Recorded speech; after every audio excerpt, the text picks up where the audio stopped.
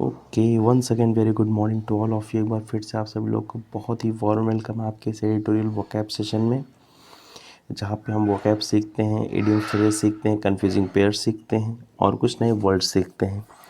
तो चलिए without wasting the time हम सेशन को आगे मूव करते हैं। सेशन पे जैसे ही हम पहुँचते हैं तो यहाँ पे कुछ बच्चों का नेम मेंशन किया गया है जो प्रीवियस क्वेश्चन का आंसर जिन्होंने दिया था। तो जल्दी जल्दी मैं इन लोग का नेम लेके आगे बढ़ता हूँ। कुछ लोग का नेम ऐड नहीं होगा जो बाद में आंसर किए होंगे, तो चलिए देखते हैं जल्दी से।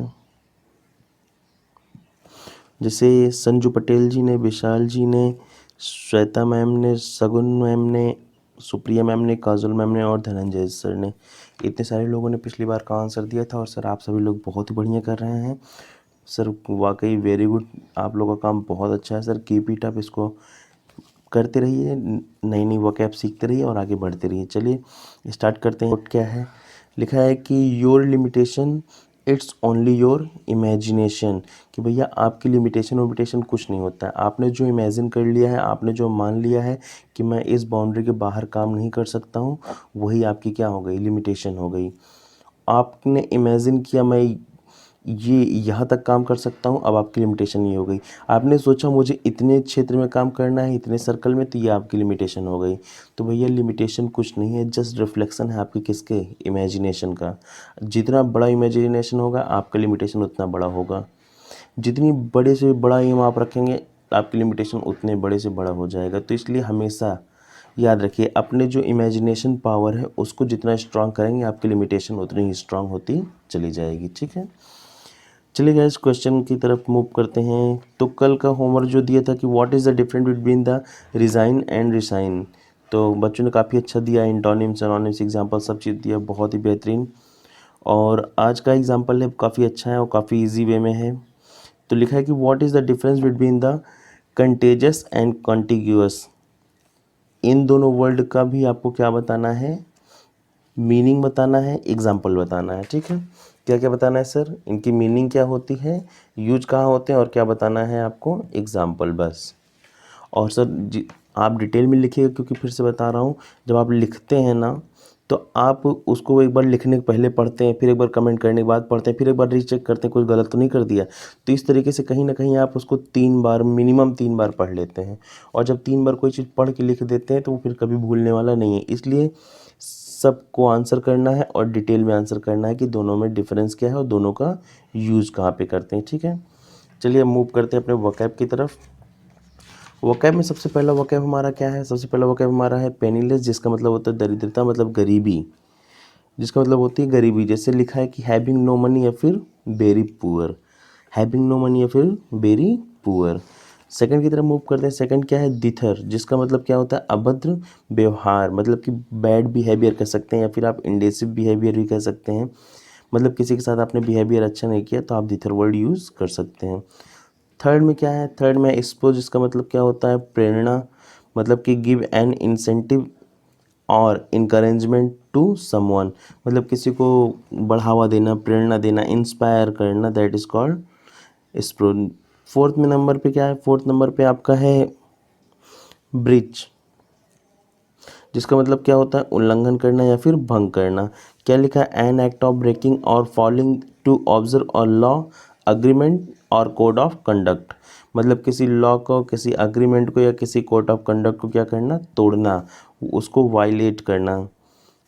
फिफ्थ नंबर पे क्या है, फ्ली, फ्ली मत किसकी तरह यूज़ होता है, वर्ब की तरह यूज़ होता है, जिसका मतलब क्या होता है भाग जाना, फरार हो जाना या वहाँ से चले जाना।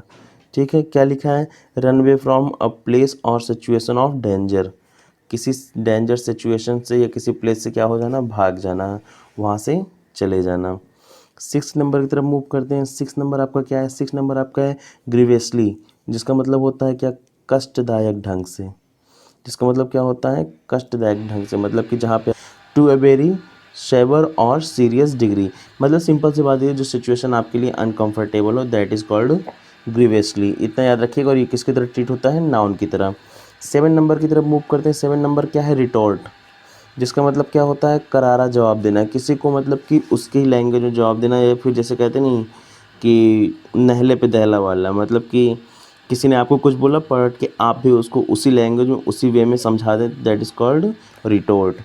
8 नंबर की तरफ मूव करेंगे तो 8 नंबर में हमें क्या मिल जाएगा, रेंट, जिसका मतलब क्या होता है, डींगे मारना। रेंट जिसका मतलब क्या होता है, डींगे मारना, मतलब आप अच्छे से जानते हैं बूस्ट करना। और इन एयर एक फ्रेज़ है, इन एयर एक फ्रेज है जिसका मतलब भी होता है डींगे मारना। ठीक है, चलिए 9 नंबर की तरफ मूव करते हैं। 9 नंबर क्या है, सरप्लस। सरप्लस मतलब क्या होता है, अतिरिक्त, या आप देख सकते हैं लिखा है एन एक्सेस ऑफ प्रोडक्शन और सप्लाई। कोई चीज़ जो ज़्यादा हो जाती है तो आप उसके लिए सरप्लस यूज कर सकते हैं। आज के फ्रेज पे जल्दी से फटाफट हम लोग आते हैं। फ्रेज नंबर 1 आपका क्या है, ग्रीन थम। फ्रेज नंबर 1 आपका क्या है, ग्रीन थम। अब ये ग्रीन थम का मतलब क्या होता है, नीला नहीं, ग्रीन थम का मतलब क्या होगा, हरा अंगूठा तो होगा नहीं। तो अगर आप कहीं पे ग्रीन थम लिखा है समझ जाना वो कहना चाहता है वेरी गुड इन गार्डनिंग, मतलब कि बागवानी करने में जिसका या प्लांटिंग करने में जो बहुत अच्छा हो उसके लिए हम यूज करते हैं क्या, ग्रीन थम। जैसे एग्जांपल क्या लिखा है कि सौरभ हैज़ एन अनबिलीवली ग्रीन थम, ही कैन ग्रो एनीथिंग, मतलब कि सौरभ बहुत ही बेहतरीन ग्रीन थम है, मतलब कि उसकी गार्डनिंग बहुत ही अच्छी है।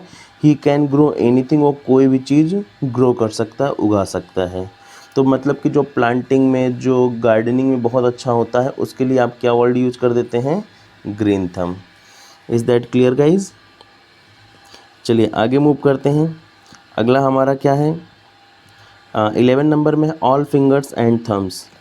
11 नंबर पे क्या है, ऑल फिंगर्स एंड थम्स, जिसका मतलब होता है बी क्लमजी और अकवर्ड इन वन सिचुएशन, मतलब कि कुछ भी वन एक्शन नॉट सिचुएशन, मतलब कुछ भी जो आप करते हैं जो अकवर्ड हो, जो अच्छा ना लगे, तो उसके लिए आप यूज कर सकते हैं क्या, ऑल फिंगर्स एंड थम्स।